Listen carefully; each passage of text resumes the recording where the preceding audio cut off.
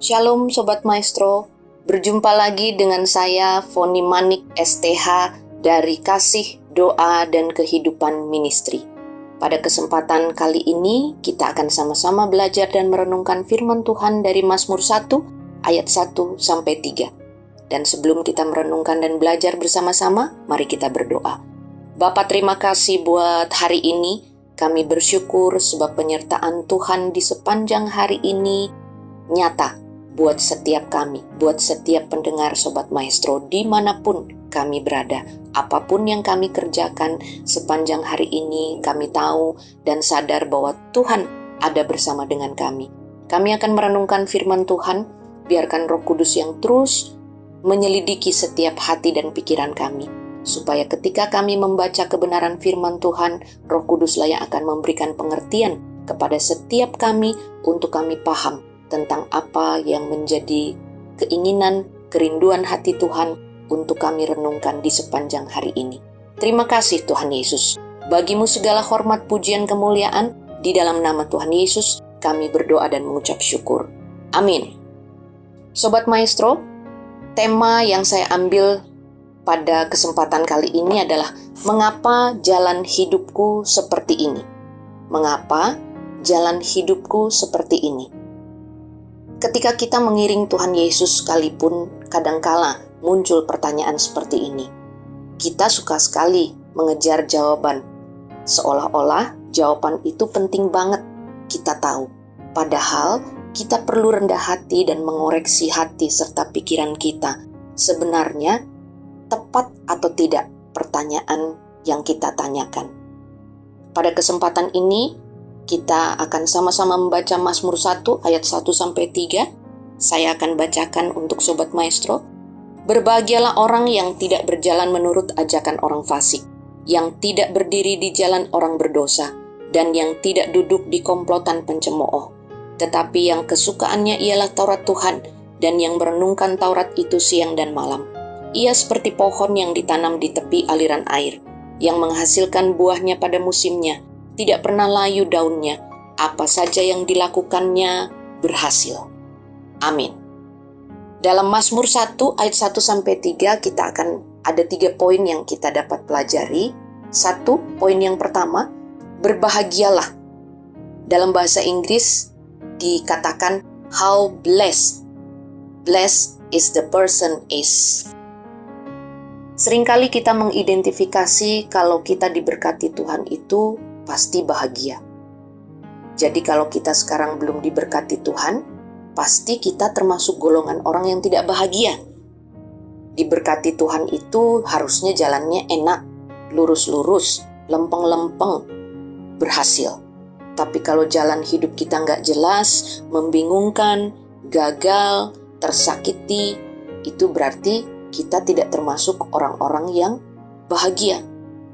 Apa yang kita ekspektasikan sebagai kebahagiaan yang sempurna ternyata tidak sebahagia itu.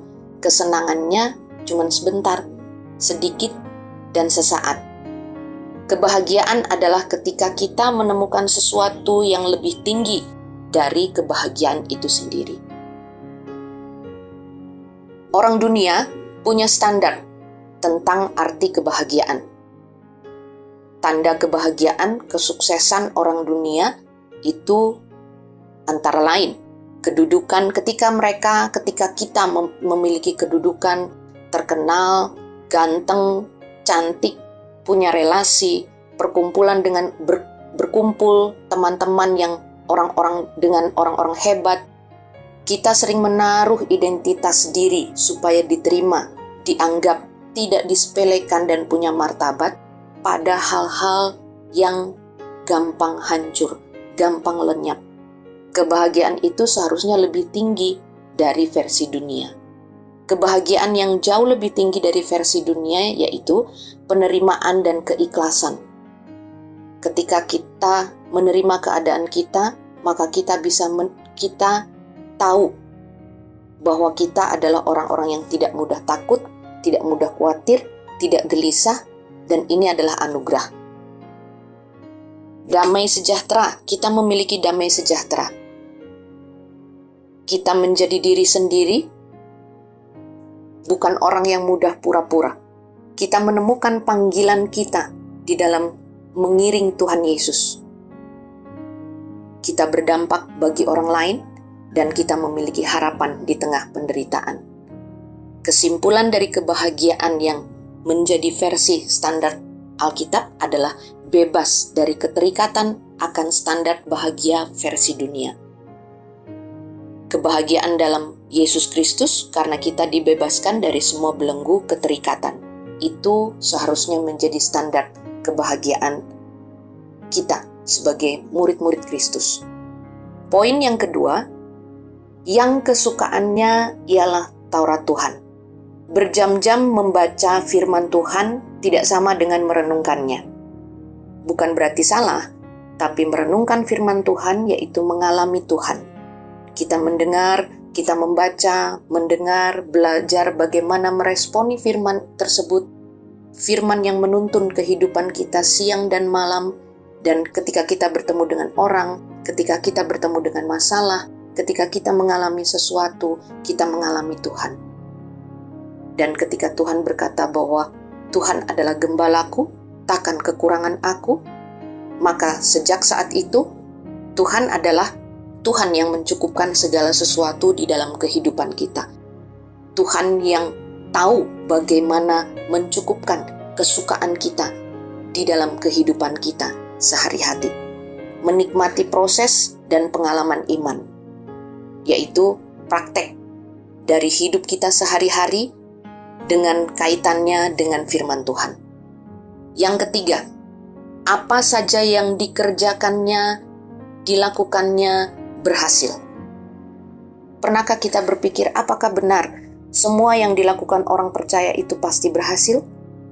Yang taat merenungkan firman Tuhan siang dan malam, yang banyak tolong orang lain, apakah semua itu pasti berhasil? Siapa sesungguhnya yang tidak pernah gagal dan selalu berhasil dalam setiap pekerjaannya? Hanya Allah. Yesaya 46 ayat 10-11 mengatakan, Aku, keputusanku, dan kehendakku akan kulaksanakan. Satu-satunya yang tidak pernah gagal adalah Allah dan rencananya serta janjinya. Secara manusia mungkin kita melihat yang kita rintis, yang kita doakan semuanya gagal. Namun pada saat yang bersamaan, saat itu juga rencana Tuhan sedang berhasil dilakukan, digenapi di dalam kehidupan kita. Semua dibuatnya berhasil di dalam kehidupan kita. Kaitannya lebih kepada bagaimana cara, respon, sikap hati kita dalam memaknai firman ini. Bahkan ketika kita buka usaha gagal sekalipun, ketika dalam keputusan kita mengalami kesalahan, ketika setiap apa yang kita kerjakan bermasalah, relasi kita dengan orang lain, dengan sesama gagal sekalipun, bersamaan dengan itu sesungguhnya rencana Tuhan sedang digenapi di dalam kita punya hidup. Rencana Tuhan sedang berhasil di dalam kehidupan kita. Jadi, sesungguhnya yang digenapi, yang tidak pernah berubah dan yang selalu berhasil adalah Allah dan janjinya. Bapa itu tahu akhir sejak awal, tetapi kita tahu alasan dan tujuannya setelah semuanya berakhir. Mari miliki iman yang terbuka dan biarkan Roh Kudus terus berperkara dan melakukan apa yang menjadi bagian Tuhan di dalam kehidupan kita, dalam pengiringan kita akan Kristus. Kita berdoa. Bapa, terima kasih buat hari ini, buat sepanjang hari ini. Kami percaya firman yang singkat itu terus akan menerangi setiap jalan-jalan kehidupan kami ke depan. Kiranya Tuhan yang terus akan memproses setiap hati dan pikiran kami, dan biarkan Roh Kudus yang terus memberikan pelajaran, pengertian di dalam kehidupan kami, supaya kami paham betul tentang bagaimana kami harus meresponi setiap kebenaran firman Tuhan. Terima kasih Bapa, kami mengucap syukur untuk setiap penyertaan-Mu sepanjang hari ini. Jadilah seperti apa yang Kau kehendaki di dalam kehidupan kami, di dalam kehidupan Sobat Maestro. Terima kasih Tuhan Yesus. Bagimu segala hormat, pujian, kemuliaan. Di dalam nama Tuhan Yesus kami berdoa mengucap syukur. Amin. Terima kasih. Tuhan Yesus memberkati. Shalom.